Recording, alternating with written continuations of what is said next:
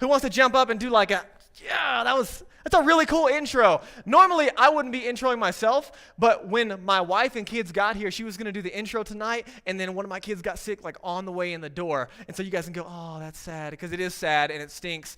And she was going to sing, don't judge me, this is important, okay?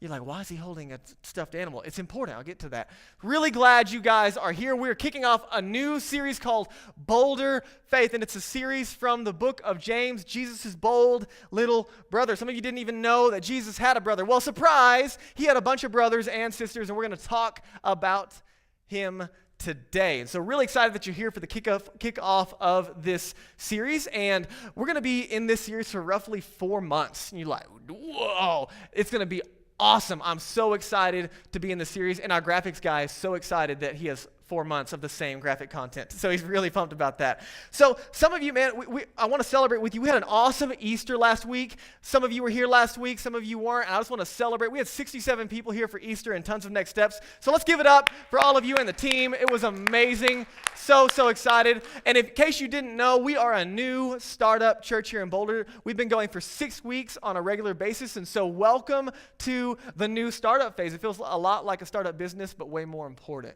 And so embrace a little bit of the awkward. I'm glad that you're here. One of the things that you can do for me is if you're happy and you know it, tell your face, okay? That'll help me know that what I'm communicating today, that's awesome. Some of you are just ecstatic. That was great. That really means a lot. And so as we have a conversation, it's okay to laugh. It's okay to have fun. And so we had a really helpful conversation last week around where our faith comes from and the resurrection of Jesus. And so you can go back online and watch that message. It was really helpful. And so we're going to kind of kick off of that into today's conversation. And so I don't know where you walked in spiritually today. Some of you are followers of Jesus, and some of you have been followers for a little while. Some of you not so long, and some of you are not followers of Jesus. Some of you are spiritually interested and you're on a journey and you're trying to figure it out. And some of you think that, the story of Jesus is a good one. It's a helpful one, but it maybe sounds more like a fish story, like the first fish you caught was this big, but then over time, your fish just keeps getting bigger. And so Jesus started out as a real person and did some really good things, but the whole story has been convoluted and made to be something that maybe wasn't actually historically accurate. Or maybe you think Jesus is kind of like Bigfoot. Like there's some people really, really on this planet that think that Bigfoot exists, and you and I both know that they're crazy, right? If I just insulted some of you, I'm very sorry. But right, and you're like, the story of Jesus is kind of like Bigfoot. There's some people that believe in it, but to be honest, they're probably just naive and a little bit crazy, or just looking to find something because they're weird like that. And so I don't know where you walked in on your spiritual journey, but today is going to be a really, really helpful conversation. And so here's where I want to start is you get to really know someone. One of the ways that you do that is by getting to know their family. Are you with me?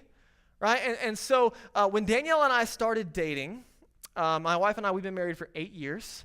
And when I met her, I can remember it like it was yesterday. It was after church, and I was walking through where the youth met, and her friends were like huddled up at the front where the stage was, and somehow she got her hands on a microphone, which I don't know how that happened, but she was singing a song by Colby Calais. I think it's called Bubbly or one of the right in there. And so she's singing this song, and like my heart just melts. I'm like, who is this amazing angel of a person, and why have I never met her? And can I get your number, right? That's kind of how it started. And so I met her, and then we started talking, and her name is Danielle, and okay, we're figuring this thing out. And then came the day that I got to meet her family. And I was a pretty new Christian. I'd only been following Jesus for 2 years at the time when we met, I think. And so I was kind of new to the whole Christian thing, and I knew her family, that they were Christians, and so I didn't know what a Christian family looked like. I didn't know if I was walking into a really strict place, or if what was expected of me when I walked in. I already knew that they weren't super fond that their daughter was interested in me, and here's why. Let me show you this picture. You can't see great. I know it's a little dark. You can go on Facebook and creep on me a little bit. Up at the top, there's some red hair in there. And everything I wore was skinny, right? Everything was so skinny that people blamed me for stealing my sister's pants, except I didn't have a sister, right? So I was this punk rocker. You can't see it, but I'm going to just show you where it should be. There's a little circle here. I had a lip ring right about there, okay? And so it was a really cool lip ring, by the way. Listen, don't judge. I was really cool, all right? This was a cool season. And then right up here, you can't see it because the picture's dark, but I had an eyebrow ring. And so I started to, get some cool piercings, and I was a punk rocker and went to all these cool concerts, and I didn't have any tattoos yet, but that was coming. And then lastly, what's really cool about me, I want you to see this right here. That Motorola, baby, right there. Like old school, real live keyboard with the clickety clickety click. You know what I'm talking about? Like, and this was like the big deal at the time. This one had like some cool personal ringtones, and you could do all kinds of cool stuff. And I was such a punk rocker that at the time when I went over to her parents' house, my ringtone, I forgot that it was kind of aggressive. I was gonna play the song for you, but then I thought I might scare you. And so there was this song called We Are the Archers, and it was from a Screamo band, and I had my volume turned all the way up, and so like I'm hanging out in your parents' kitchen, and then my phone goes off, and it's like, We Are the Archers, and I'm like, yeah, no. And so all that's going on, and I'm like, oh, wow, this is a great first impression. And so this is what I looked like kind of when I met Danielle, and so I'm like, oh, man, like how is this going to go when I start to meet her? But here's the reality. I realize that as I'm going to have lunch with her family, I'm really nervous because I'm about to meet the people that ultimately have had a ton of influence in shaping the woman I've grown to fall in love with. And so I realize that her family knows the good, bad, and the ugly, right? And they're probably not going to throw her under the bus the first time, but how many of you guys know that like your family knows the real you, right? Your family's not going to fabricate it. Like every mom has naked baby pictures, right? Like, and they love to pull it out. That happened. There was Danielle naked as a baby, and I'm like, well, there you go. And I'm so glad we're getting acquainted, right? And I know that getting to know her family gives me a clue into who she is. And Danielle's her maiden name was Bogner. And I didn't know this at the time because I wasn't very smart, but that's a German last name. And so she has like a German heritage. And so her family's from Michigan. And so while we were dating, they went to Michigan, and they went to this town called Frankenmuth. And it was like a little German town close to where her grandparents lived. And I thought that she said they were going to Frankenmoose. And I'm like, is that like a weird combination of, like a dead moose that got put back together and electrocuted? Like, where are you going? And so it turned into a joke. And so then when she came back, she brought me this little moose as a reminder that it's Frankenmuth with a TH. And so this is Killer. Yep, named him Killer because that's how we roll. And this was our first baby together. How about that? How awesome. And so you can judge me all you want, but I was cool.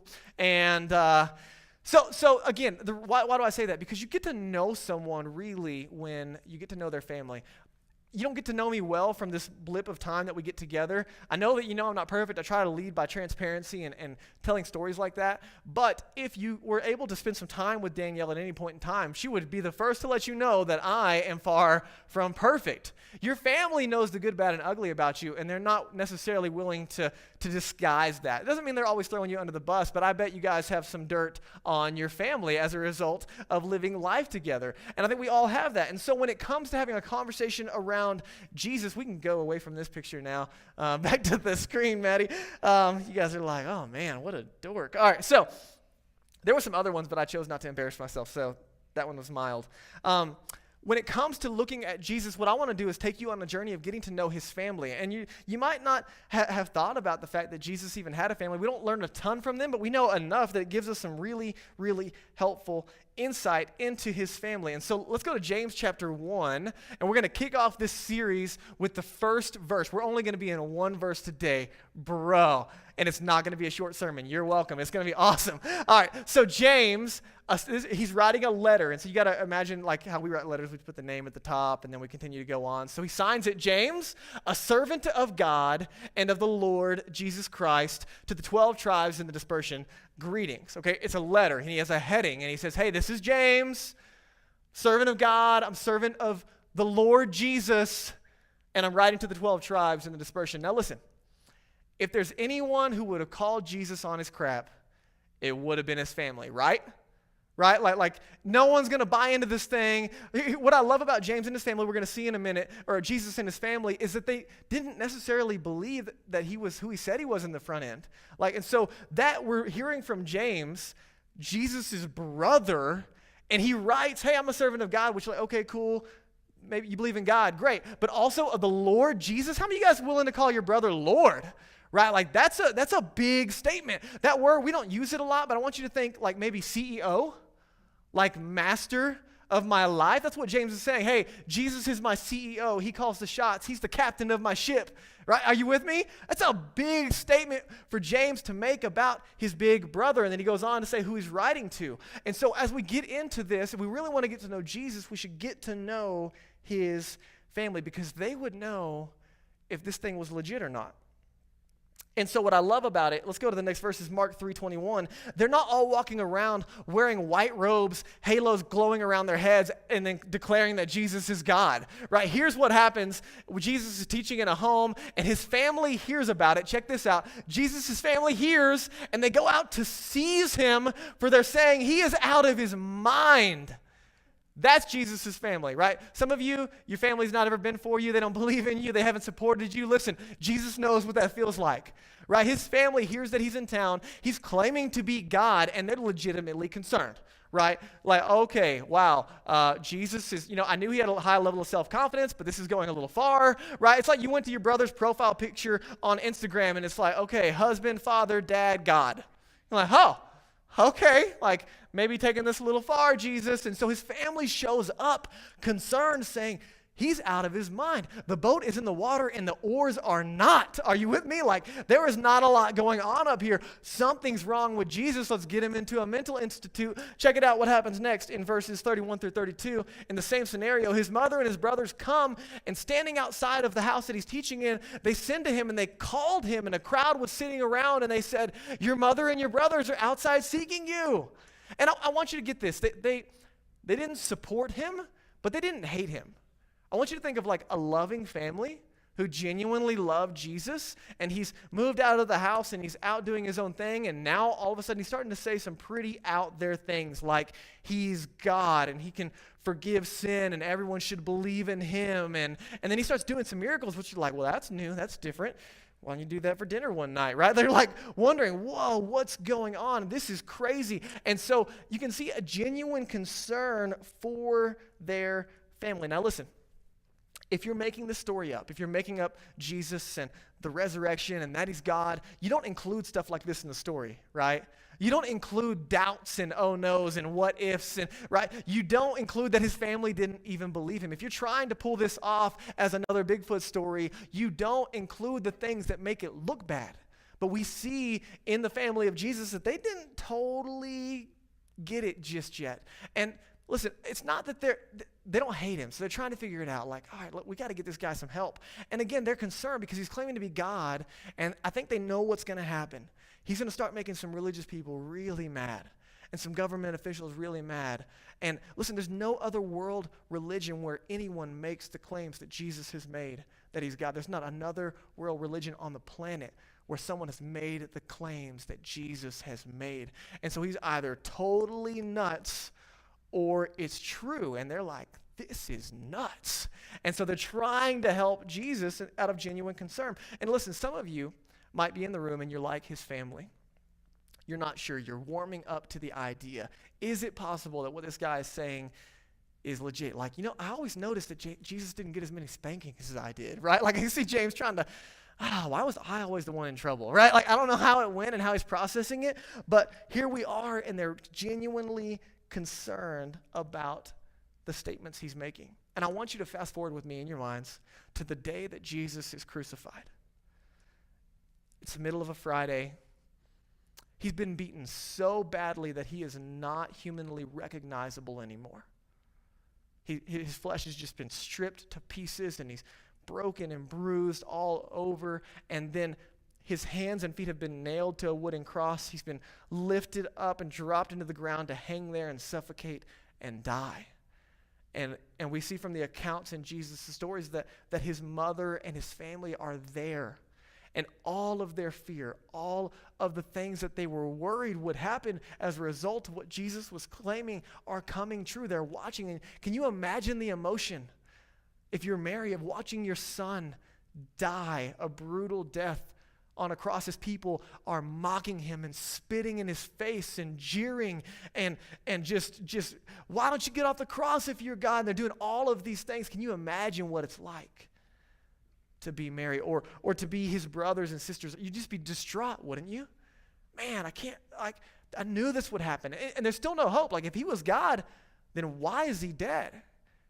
And maybe you'd be there and you're like, man, that's it. That seals it. He was crazy. It wasn't who he said he was. Here's why I tell you all of this. As we get into the book of James, James did not initially believe that his brother was God. And guys, the conversation we're having today is one of the most monumental arguments for the belief in a real life Jesus who really was God and who really resurrected from the dead. Because there's no other way to account for what we're about to see. So all of that transpires, and it's really, really challenging and difficult. And I want you to see what happens in 1 Corinthians chapter 15. This is Paul, who later meets Jesus, and he's writing to a church in Corinth, and he has a record of some of the things that he's been talking about to this church. And he says, hey guys, I delivered to you, I told you what was most important, and what I also received, what I learned. He says, out of everything I've ever told you, this is the most important thing that you need to get. He said, Jesus died for our sins in accordance with the scriptures. He was buried, and then he was raised on the third day in accordance with the scriptures. He says, hey, the most important thing you need to know is that Jesus was real, he died, and he rose again. And he's just making a big deal about it. And then he goes on to verify how he knows that. He says in verse 5, and Jesus appeared to Cephas, that's Peter, one of Jesus' closest friends, then to the 12, those are his 12 closest followers, and then he appeared to more than 500 brothers at one time. Jesus appears alive, most of whom are still alive, though some have fallen asleep. That's a nice way to say that they died, okay? And just took a little nap for a really long time. All right, and let's keep going to the next verse. And he goes on to say, then Jesus appeared to James, and then to all the other apostles. Those were the leaders that Jesus appointed. And then last of all, as to one untimely born, he appeared also to me. This is Paul writing. Listen, we don't know where James was on the spectrum of belief in Jesus. We know that he was with his family when they were calling him crazy at the beginning. But what we do know is everything changed at this point in time when Jesus appeared to James. Now, friends, how would you have responded? So I don't know how it went down, and you open the door, and then Jesus is standing there, and he's like, told you, right? Like, would you cry? Would you weep? Would you be just totally silent? Would you scream and shout excited? What would be your emotion? You saw your brother die. He made some crazy claims, and now he's standing in front of you alive. For me, I'm like, I don't know. I might just pick him up and give him a bear hug and do a victory lap. Maybe it depends on how heavy he was. But I would be really excited, and then maybe I would just cry uncontrollably, right? I'm not normally emotional, but when I get emotional, I just be snot-filled, covered, because not only is my brother back, but he's God. This would do it. And listen, this is one of the most incredible arguments for faith and belief in Jesus. And you might be in here and you're not a follower of Jesus, and I want to ask you the question, what do you do with this? How do you account for the transformation that we see in James? Because he was clearly not a follower of Jesus until after the resurrection, and then Jesus appeared. Some people will say, well, it was a stunt double that died, right? Someone who looked like Jesus died, and then Jesus, snuck back out, ta-da, it's me, and they drew some circles on his hands, and right? It was just a stunt double. You know who would know if it was a stunt double or not? His family. His family would know who was hanging there. And so I'm simply trying to help us come to a conclusion as we dig into this series of who James is and why we can have a confidence as we continue to dig in. Now, let's keep going. A couple of more things that I want to show you. After this, we see that the early church is gathered together after Jesus ascends, and they're kind of waiting because Jesus told them he's going to send God to live in them and empower them to live the life that he's called them to. And so we see them huddled up, Peter and John and James and Andrew and Philip and Thomas and Bartholomew and Matthew. You're like, who the heck are these people? These are eyewitnesses. These are followers of Jesus all gathered together. James, the son of Alphaeus, Simon, Judas, and James. James was a popular name, so lots of Jameses. But also check this out, all these with one accord were devoting themselves to prayer together with the women and Mary, the mother of Jesus, and his brothers. So listen, Jesus' family were devout Jews, devout Jews. One God, no other idols. They knew the commands. They knew the consequences of breaking the commands. They weren't just I go to church twice a year kind of people. They were devout, dedicated, committed Jews. And so to see them in this room, the church is just now starting. You got about 120 people. It's not a mega church. It's just people waiting for the promise of Jesus, and his family is there. This is a big, big deal that they would be gathered together. Why? Because what would it take for them to acknowledge that Jesus is the one God that they have believed in? A huge amount of evidence, like Jesus showing up alive after being dead. And we said last week at Easter that the evidence and the basis of our faith is not faith. For those of us that are followers of Jesus in the room, the evidence and the basis of our faith is not a book.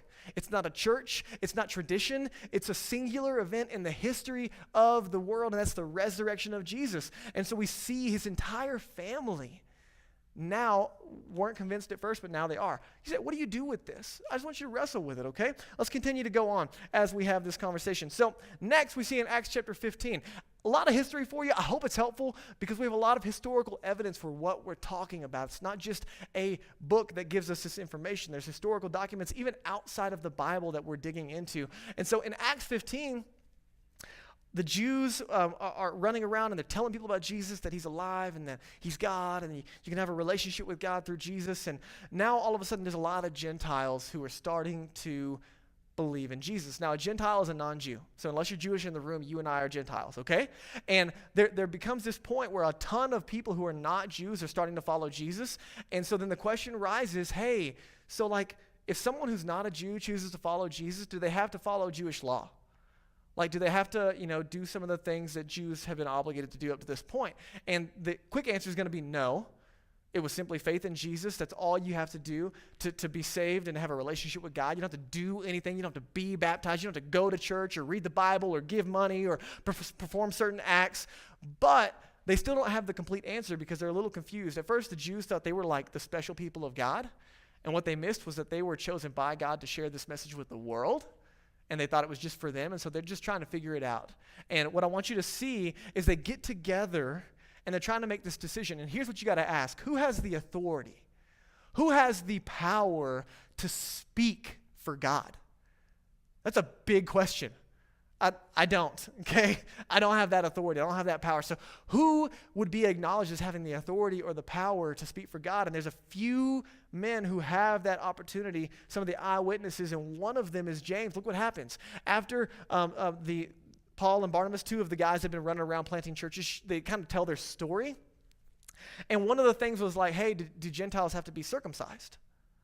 Right? And the Gentiles are like, hey, question, can we like double check on that before we sign up for that, right? Like, because if we don't have to do that, that'd be great, right? And then what, like, no bacon?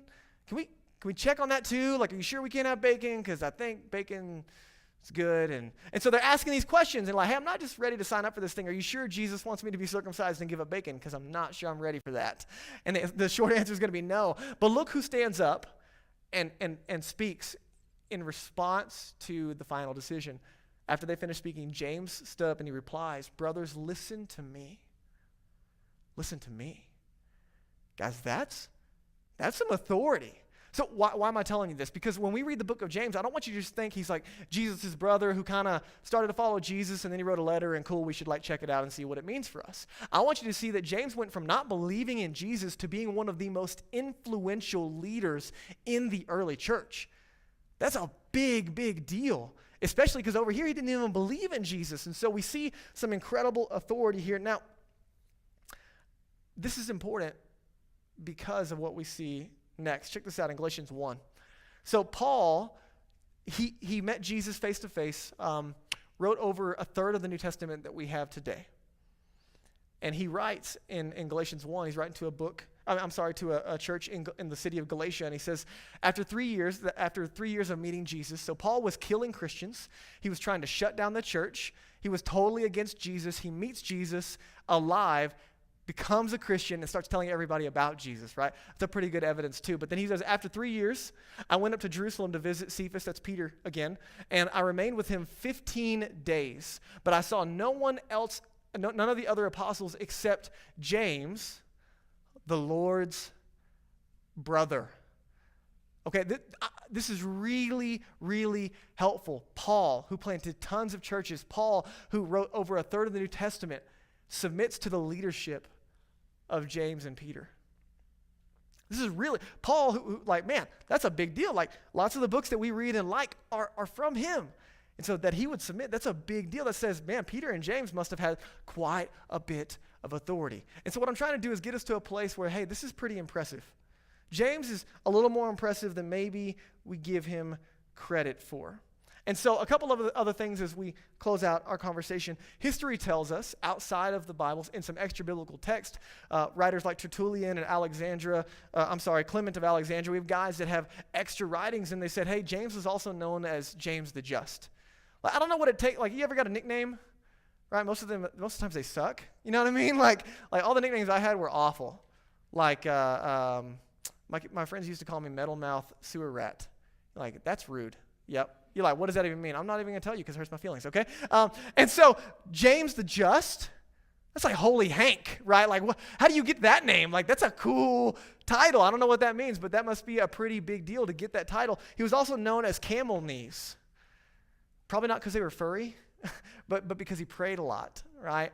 And so I was like, man, James spent a lot of time talking to his big brother Jesus, and he got the nickname Camel Knees. And ultimately, what I want you guys to see is that James carried a lot of authority, and he would eventually be murdered for his faith. Now listen, I don't know how far you have to take this to pretend like your brother is God, but I think it would be a lot. It would be more than just a wishful thinking. He went from not believing to giving his life. They dragged James on top of the temple, some religious leaders who were still trying to shut down this movement. They threw him off the top of the temple to murder him. James was such a boss, he didn't die. So then they run downstairs and they throw rocks at him until he dies. He was murdered for his faith in his big brother Jesus.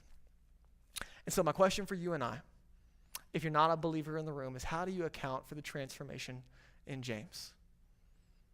Because it's something worth considering. I'm not shoving it down your throat. I'm simply putting it in your lap to wrestle with yourself. When I met Jesus at 15, I didn't even know Jesus had a brother. But if you're a Christian in the room, hopefully this gives you confidence that our faith is not in a book, and it's not faith in faith. It's in a real live person who really was God, or at least claimed to be God, and really historically got back up again. And so I want to end with the words of Jesus, because you might be here and you're like, man, Jesus' family is pretty boss. Like, it's a family to be admired. This is really, really cool. I want you to see what Jesus invites us into. Mark chapter 3. This is actually the tail end of his family calling him nuts, okay? He says to those that are saying, hey, your mom's looking for you. And he looks around and he says, who are my mother and my brothers? And looking about at the room that he's in, those that are sitting around him, he says, here's my mother and my brothers. For whoever does the will of God, he is my brother and my sister and my mother. What is Jesus saying? Here's what he's saying. He's saying that this family is not something simply to be admired, but you and I, we can join this family. It's a family to participate in. And Jesus is inviting us to be a part of this family. And so listen, I'm inviting you today, don't just admire the family of Jesus, join the family of Jesus. Why? Because you're important. Because you matter to God, because he has a purpose and a plan for your life. And we say it often, we're not a church that just meets on the weekends. We are a church that meets on the weekends, and we do so much more. And we believe that God has just as much for you on Monday as he does on any given day. God has a plan and a purpose for your life, and you can join this family. And the beautiful thing is it's a spiritual family. And so you might ask the question, Drake, how do I join this family? And Jesus would say, you just need to be born again. Everyone in the room was born physically. Everyone's here is the byproduct of a physical birth. And Jesus had a conversation with a religious guy once, and he said, hey, man, you just need to be born again. And the religious guy was like, I don't think my mom's going to appreciate that. Like, that's going to be weird if I'm born again. He's like, no, you just, let's try that again, okay? And he takes a moment and he explains, listen, in the same way that you were born physically, you can be born spiritually. All of us have been born into this world spiritually dead. I was spiritually dead at 15, and then I met Jesus and I gave my life to him, and he made me spiritually alive. You can be born again if you've never been born again. And it's not just being made spiritually alive, but it's being made alive into the family of God. Jesus died on the cross, the death that we deserve. He was buried, and because Jesus had no sin, he was able to rise again for all of us. And he offers any one of us who put our faith in him that new life. Some of you are in the room and you're already followers of Jesus.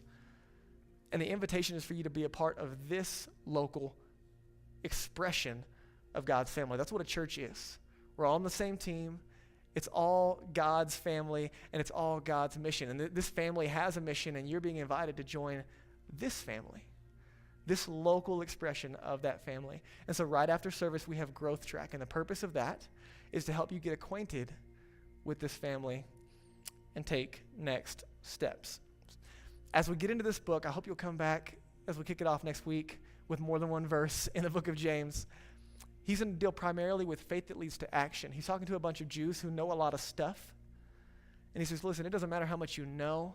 It matters what you do with what you do know. And so I want to invite you back to come and join the conversation of what does it look like to have practical faith? Because James will say, listen, your relationship with God internally should manifest itself externally. And he's going to give us some practical tips on how to do that to move us from belief to behavior. And so listen, we have city groups that meet every week. One of the reasons that we meet is for that purpose. We ask 3 questions every time we meet in a city group. We share a meal. It's always tasty. It's always fun. We laugh a lot, and we ask 3 questions. What's God been doing in your life this week? What are you going to do about it? And how can we pray for you? We are bent on faith that leads to action. And so maybe you need to join a city group.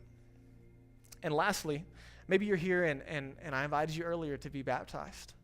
And maybe you want to be baptized. Maybe you want to make external the demonstration of what Jesus has already done internally. So let me show you briefly. This is my wedding ring. If I lose this wedding ring, it does not make me unmarried. Doesn't mean I don't love my wife anymore. I made a decision to commit in a relationship to my wife 8 years ago. And this is an external demonstration of that relationship. The same with baptism. You go under the water and you come back up. It's a picture of Jesus' death, burial, and resurrection, and that the old you is dead and Jesus has made you new. It's telling everyone on the outside what Jesus has already done on the inside. That's why we celebrate it. You don't get baptized to be saved. You don't get baptized to be in the family. You get baptized to celebrate externally with others what Jesus has already done internally. And so maybe you're here and you're like, dude, I want to get baptized. Well, today's your day, and I'm excited for you. And so I'm going to invite you. We're going to do 60 seconds on the clock here in just a second. And you can meet me in the back. We got T-shirts and shorts for you. We'll be ready for you. It's going to be awesome. Can't wait to celebrate with you. But let me clarify.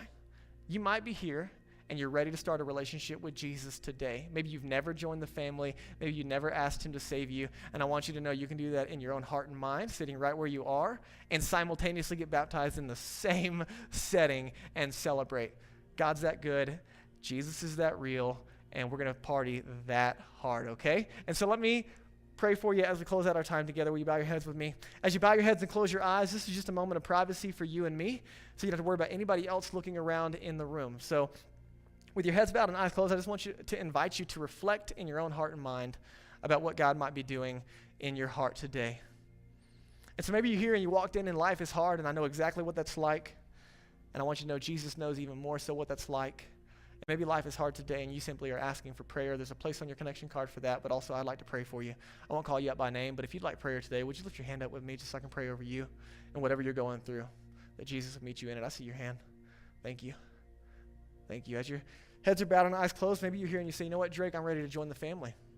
I believe in Jesus. I've been warming up to Jesus like his family did, and I'm ready to cross that line. I'm ready to say, Jesus, I trust you. I believe in you, and I want you to save me. I want to be a part of that family. And if that's you today, I want you to know in your own heart and mind with confidence that you can pray and ask Jesus to save you and be a part of the family today, and he'll meet you right where you are. You'll be born again spiritually, and we'll get to celebrate you coming into the family of God. And so if that's you today, I want you to have confidence to let us know on that connection card so we can help you take next steps. And maybe that's you, and you've done that right now, and you say, man, I believe in Jesus. I'm ready to have new life, and you want to get baptized. I want to encourage you to meet me in the back. God, I'm so grateful for what you're doing in the room. I'm grateful for what you're doing in our city. I'm grateful for what you're doing on our streets, in our neighborhoods, and our dorms. And, man, I want you to know how grateful we are for your love, and that you proved your love to us by letting Jesus die for us and rising again. You proved that you want us in your family, that you have purpose and a plan for us by all that Jesus did. And Jesus, even when your brother doubted, you met him right where he was, and you saved him anyway. And God, I know some of us are in the room and we're right where James was, not sure. And God, I pray you give us confidence today that you want to meet us where we are. And for those of us that are followers of you, man, I pray that you would encourage us to not just admire the family that you're building, but to participate in it. And help us to make this love known all around the world, starting in our own neighborhoods. It's in Jesus' name. Amen.